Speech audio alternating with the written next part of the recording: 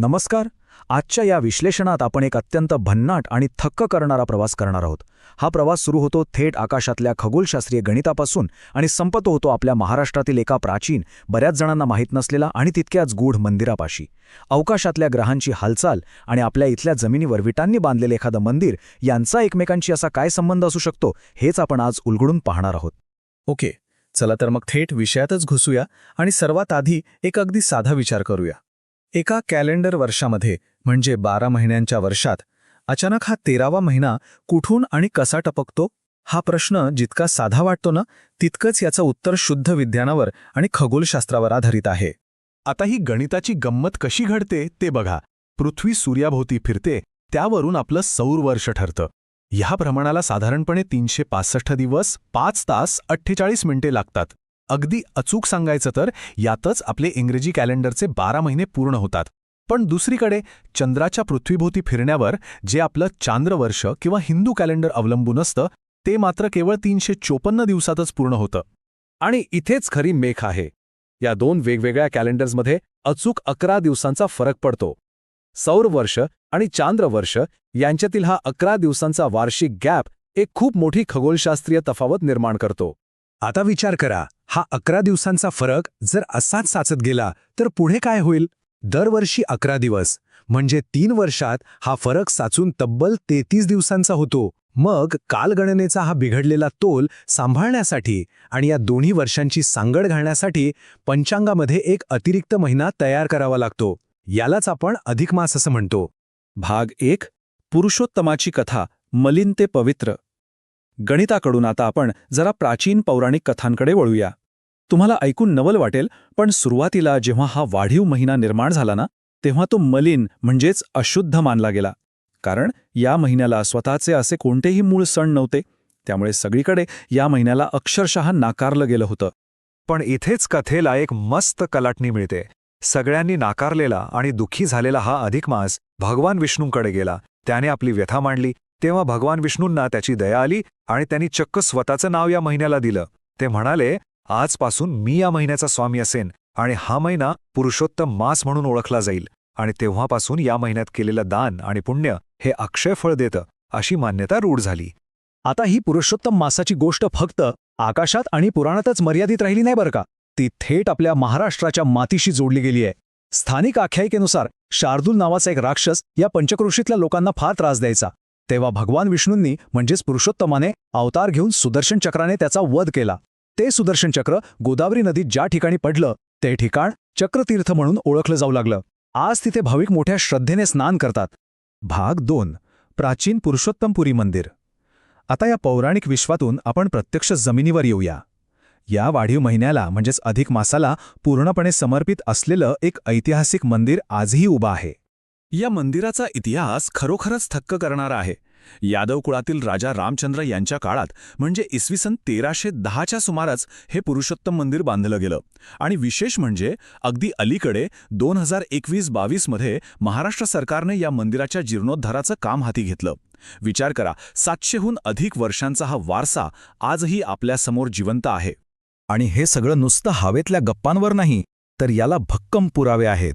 राजा रामचंद्रांचा मंत्री पुरुषोत्तम याने इथली जमीन दान केल्याचा उल्लेख असलेले 3 ऐतिहासिक ताम्रपट जवळच्याच एका शेतात सापडले. तब्बल 21 किलो वजनाचे हे जड ताम्रपट आज हैदराबादच्या उस्मानिया विद्यापीठात जपून ठेवले आहेत.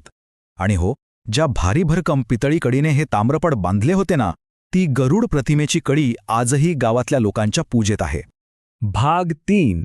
वास्तुकलेचे चमत्कार आणि रहस्य. चला, आता आपण प्रत्यक्ष या मंदिराच्या आत डोकावून पाहूया. इथली वास्तुकला आणि काही दडलेली रहस्य खरोखरच अद्भुत आहेत. या मंदिरातली सर्वात भारी गोष्ट कोणती माहिती आहे? इथला त्रिवेणी संगम. एकाच मंदिरात 4 फूट उंचीची वरदविनायकाची मूर्ती, माता पार्वतीच्या पादुका आणि सहस्र नक्षेश्वर शंकराची शिवपिंड असं हे तिन्ही गोष्टींचं कॉम्बिनेशन एकाच जागी पाहायला मिळतं. वास्तुकलेच्या दृष्टीने असा त्रिवेणी संगम इतरत्र कुठेही सहसा आढळत नाही. आणि मुख्य मूर्तीबद्दल तर काय बोलावं. काळ्या पाषाणात कोरलेली ही अत्यंत सुबक चतुर्भुज मूर्ती आहे. भगवान पुरुषोत्तमाच्या या मूर्तीच्या 4 हातांमध्ये शंख, चक्र, गदा आणि कमळ स्पष्टपणे दिसतं. मूर्तीच्या खाली हात जोडून बसलेला गरुड कोरलेला आहे. 11व्या ते 13व्या शतकातल्या मध्ययुगीन भारतीय शिल्पकलेचा हा एक अतिशय उत्कृष्ट नमुना आहे. आता हे ऐका, जीर्णोद्धाराच्या वेळी या मंदिरात काही जबरदस्त रहस्य उलगडली.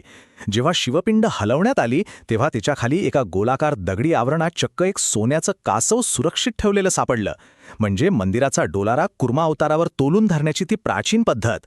आणि याहूनही आश्चर्याची गोष्ट म्हणजे या मंदिराच्या विटा चक्क पाण्यावर तरंगतात.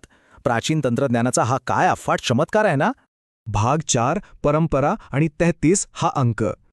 मंदिराची सफर झाली. आता आपण पुन्हा एकदा त्या सुरुवातीच्या गणिताकडे आणि आपल्या परंपरांकडे वळूया. आणि हे अगदी चपखलपणे दर्शवतं की तो 33 दिवसांचा वैज्ञानिक गॅप आपल्या संस्कृतीत कसा मुरला आहे. अधिक मासामध्ये 33 या अंकाला जे प्रचंड महत्त्व आलंय ते याचमुळे. ते 33 साचलेले दिवस संतुलित करण्यासाठी 33 देवतांची पूजा करणं, 33 दिवे लावणं किंवा 33 वस्तू दान करणं, या सगळ्या प्रतिकात्मक परंपरा त्या गणितातूनच आल्या आहेत. तुम्हाला महाराष्ट्रातली जावयाला धोंडे म्हणजेच अनारसे देण्याची पद्धत माहिती असेलच. या महिन्यात जावयाला थेट श्रीविष्णूचं रूप मांडतात. पण यातली खरी गंमत म्हणजे हे अनारसे तयार करताना त्यात बरोबर 33 छिद्र असावीत असा नियम आहे. हे 33 कोटी देवांचं प्रतीक मांडलं जातं. बघितलं, सगळं कसं त्या 33 दिवसांच्या खगोलीय फरकाशी येऊन जोडलं जातंय. भाग 5 पवित्र स्थळाचा प्रवास. आता ह्या सगळ्या खगोलीय आणि ऐतिहासिक प्रवासानंतर हे सगळं प्रत्यक्ष अनुभवायचं असेल तर तिथे कसं पोहोचायचं ते थोडक्यात पाहू. तुम्ही जर श्री क्षेत्र पुरुषोत्तमपुरीला भेट दिली तर तिथे फक्त हे एकच मंदिर नाहीये. त्याच्या पूर्वेला अवघ्या 1 किलोमीटरवर एक भस्माची प्राचीन टेकडी आहे. गावातच काशी विश्वेश्वराचं एक जुनं मंदिर आहे. आणि अगदी जवळच गौतम ऋषींचं काही काळ वास्तव्य असलेलं ठिकाणही आहे. म्हणजे हा संपूर्ण परिसरच ऐतिहासिक आहे. महाराष्ट्रातल्या प्रमुख शहरांमधून हे ठिकाण किती दूर आहे ते पाहू. मुंबईवरून हे साधारण 459 किलोमीटर आहे. पुण्याहून 300 किलोमीटर. तर जवळच्या छत्रपती संभाजीनगरवरून 158 किलोमीटर आणि बीड व जालन्याहून अनुक्रमे 80 आणि 100 किलोमीटर आहे. म्हणजे आजच्या काळात तिथे पोहोचणं अतिशय सोयीचं आहे.